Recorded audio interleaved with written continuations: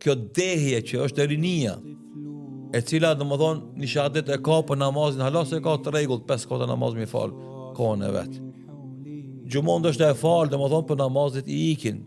Agjerimin është e bën, po e bën formalitet sepse nuk ka namaz të rregullt, nuk ka dhikr, nuk ka lexim të Kuranit, nuk e shijon iftarin, se shijon syfyrin, nuk i ofron iftare si syfyr, kërkuj se Allah pe buxhetit babës. Haç zotën se mendon me shku zeqat, thot Allah s'kam pasuri teme me dhënë zeqat. Pak ka ibadete, edhe për shkak rrethonave, edhe për shkak kushteve, po që ato pak ibadete që i ka detyrë dhe obligim, edhe ato nuk i bën tamam. Edhe hiç nuk frigohet se nëse i vjen melekul mauti me shku te Allahu, si ka me shku.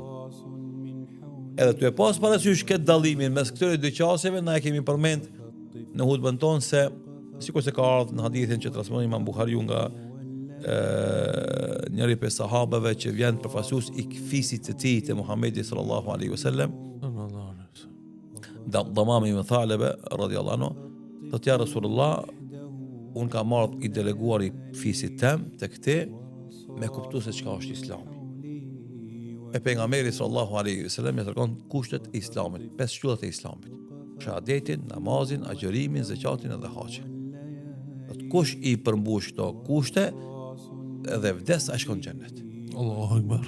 Inshallah namaz. Tash na kjo është ymiti jon. Bile në hadithin tjetër me të njëjtën kuptim, me të njëjtën tematik,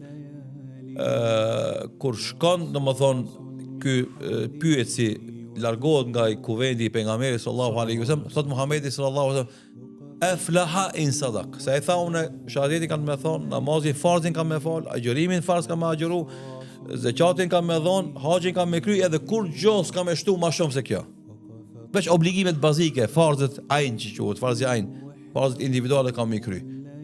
E kur u largu nga kuvendi, tha pejgamberi sallallahu alaihi wasallam, do të shpëton ky njeri nëse është i sinqert në atë që e tha.